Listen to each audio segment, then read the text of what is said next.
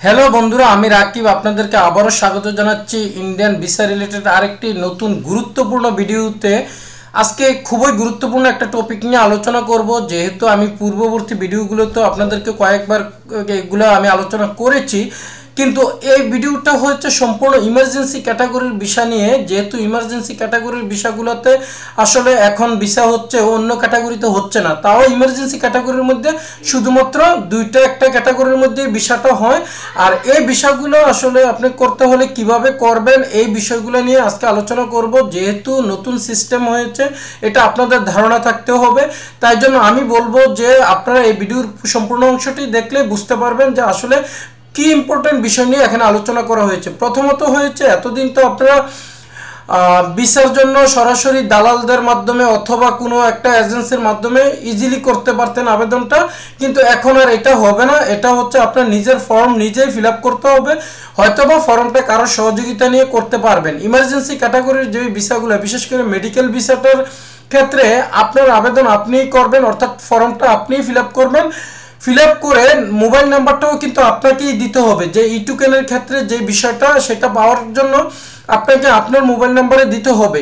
এই বিষয়টা মাথায় রাখবেন। যেহেতু মেডিকেল ভিসাই এখন হচ্ছে, আপনাকে মেডিকেল ভিসার ফর্মটা ফিল আপ করার সময় এই বিষয়টা মাথায় রাখবেন। আরেকটা বিষয় হচ্ছে, যেহেতু এখন দালালের উৎপাত বেড়ে গেছে, এখন ওনারা কিন্তু এই বিষয়টা নিয়ে অনেক সচেতন, এবং কি ওনারা সরাসরি ঘোষণাও দিয়ে দিয়েছে যে যদি কোনো দালালের শরণাপন্ন হয়ে ভিসার অ্যাপ্লিকেশন জমা দেওয়া হয়, তাহলে সেই ভিসার অ্যাপ্লিকেশন জমা নেওয়া হবে না, উল্টো আরও ঝামেলায় পড়তে হবে। তাই জন্য এটা আপনাদের সুবিধার্থে, অর্থাৎ আমাদের সবার সুবিধার্থে ওনারা এই কাজটা করেছে।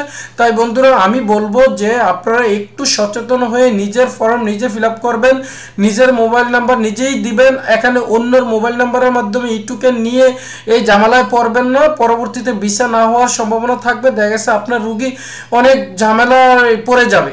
তাই জন্য আমি বলবো যে এই বিষয়গুলো আপনারা পরিহার করুন, অন্তত দালালের যে সিস্টেমটা এটা পরিহার করুন।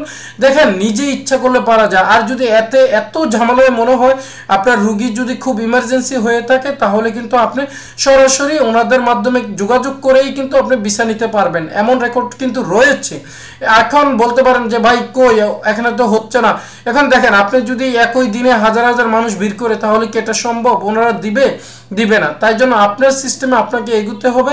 তবে আর একটা বিষয় এখানে আপনারা মাথায় রাখবেন, যে যেহেতু এখন পেমেন্ট সিস্টেমটা একটু জটিল দেখাচ্ছে, অর্থাৎ জটিল হচ্ছে, সেটাও মনে হয় স্মুথলি করে দেবে। তবে ওনারা এখন কিন্তু এই দালালের বিষয়ে খুবই সচেতন।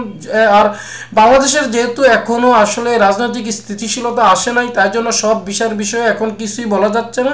তবে এখন শুধু এই মেডিকেল ভিসাটা আর হচ্ছে স্টুডেন্ট ভিসার ক্ষেত্রে কিন্তু আপনি ইজিলি ভিসা পাবেন। তবে ট্যুরিস্ট ভিসাটা পাবেন না, এটা নিশ্চিত করে বলা যায়। ট্যুরিস্ট ভিসা এখন হবেও না, এই আশায় থেকেও লাভ নেই। কবে নাগাদ হবে ওনারাই বলতে পারে। ওনারা যতদিন ঘোষণা না দিবে ততদিন পর্যন্ত কিছুই বলা যাবে না। তবে সম্ভাব্যতা বলা যেতে পারে যে আসলে দেশের পরিস্থিতি ভালো হলে যে কোনো মুহূর্তে ওনারা ভিসা চালু করে দিবে। ওনারা কিন্তু অলরেডি আরেকটা ঘোষণা দিয়ে দিয়েছে। আপনারা জানেন যে গতকালকে যে ওনাদের পররাষ্ট্র দপ্তর থেকে কিন্তু কিছু কথা বলা হয়েছে। বাংলাদেশের যে হঠাৎ করে যে এই সন্ত্রাসবাদ, এটা সেটা নিয়ে কথা হয়েছে। আচ্ছা, যাই হোক, এটা আপনারা হয়তো মিডিয়ার মাধ্যমে দেখবেনও। কিন্তু ভিসার ক্ষেত্রে আমি বলবো যে আপনারা একটু সচেতন থাকবেন। যাদের ভিসার প্রয়োজন তারাই কিন্তু এই বিষয়টা খুবই গুরুত্ব সহকারে নেবেন। কোনো দালালের মাধ্যমে আপনি মেডিকেল ভিসাগুলো আসলে করতে যাবেন না, তাহলে এখন কিন্তু আরও ঝামেলায় পড়ে যাবেন। আর এই বিষয়টা আমার জানানো খুবই দায়িত্ব মনে হয়েছিল, তাই জন্য আমি জানিয়েছি। এখন বন্ধুরা, আপনারা আপনাদের বিষয়গুলো সচেতন থাকবেন। ওকে বন্ধুরা, ভালো থাকবেন। পরবর্তীতে কথা হবে অন্য কোনো ভিডিওতে অন্য কোনো বিষয় নিয়ে। আল্লাহ হাফেজ।